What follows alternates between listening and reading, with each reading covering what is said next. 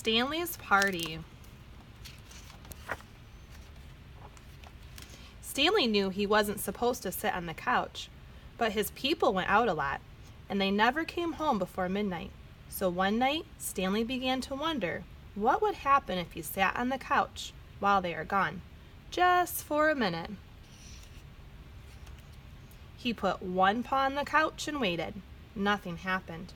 He put a second paw up. Slowly, Stanley dragged his whole huge body onto the couch. He sat there nervously, listening.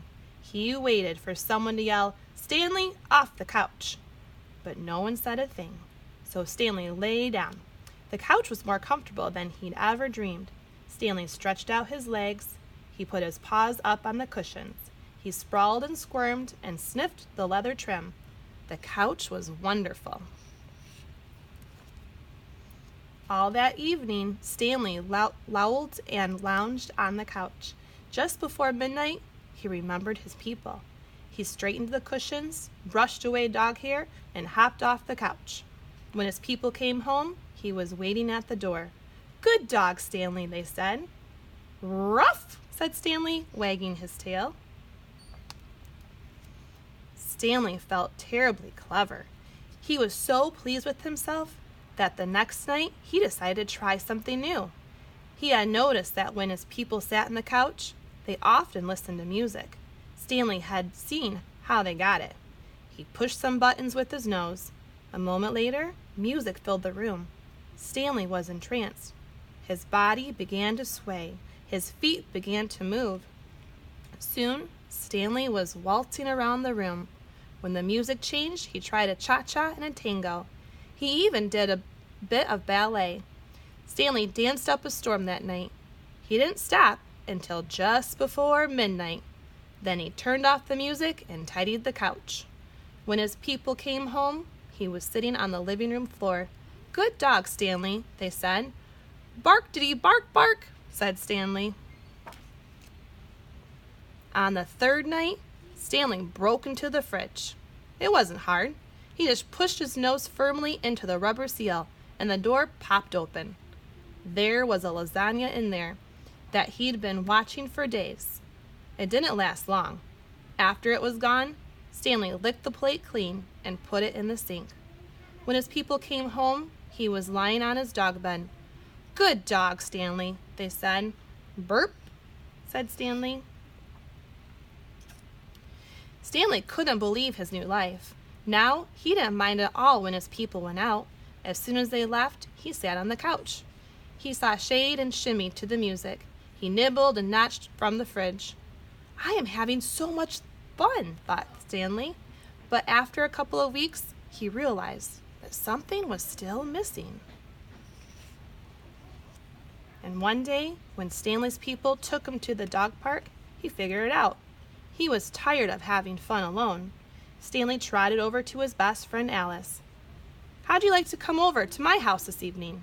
said Stanley in dog talk. "What for?" asked Alice. "We could sit around on the couch," said Stanley. "Put on some music, do a little dancing, maybe have a snack."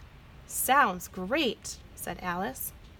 "What sounds great?" asked Oscar, coming up and to join them. Before Stanley knew it, he had invited Oscar too, and Mabel, and Digger, and Gassy Jack.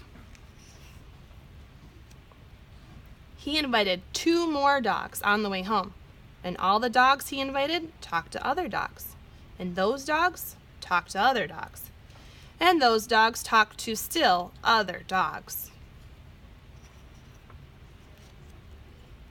That night, right after Stanley's people left, the dogs began to show up. At first they came in 2s and 3s. Then they arrived in packs. Some of them were Stanley's friends, but a lot more were strangers. Stanley wasn't worried. "The more the merrier," he said. It wasn't long before the house was jammed with every kind of dog you can imagine. Shaggy dogs, bald dogs, dogs with wrinkles, dogs with fleas, humongous dogs, weensy dogs, dogs with floppy ears. They filled the room. They packed the stairs. They flowed out onto the porch and lawn. Drooling dogs, dainty dogs, dogs that needed a bath. "Anyone hungry?" asked Stanley. Popping the fridge door open, dogs poured into the kitchen. "Help yourselves," said Stanley. Soon the fridge was bare. "Anyone care for some music?" asked Stanley. He put on some rock and roll. The dogs went wild. They stomped, they boogied, they bebopped and jived. They twisted and jitterbugged and mashed. They danced until their paws were sore. They danced till the whole house shook. And who do you think danced hardest of all? Stanley. It was the best doggone party a dog ever had. It was also the only night ever that Stanley's people came home early. At first, they didn't say anything. Then they said together, very loud, "Stanley, bad dog." All the dogs except Stanley had to go home. Stanley helped his people clean up. It took 2 whole days.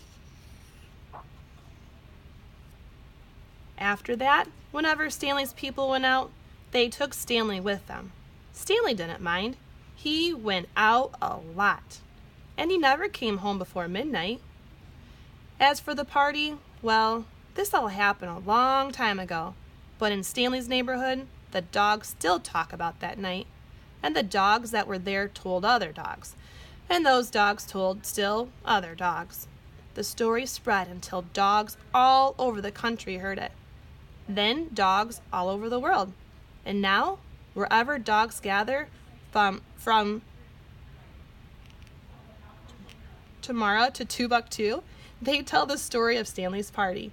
If you don't believe me, ask your dog.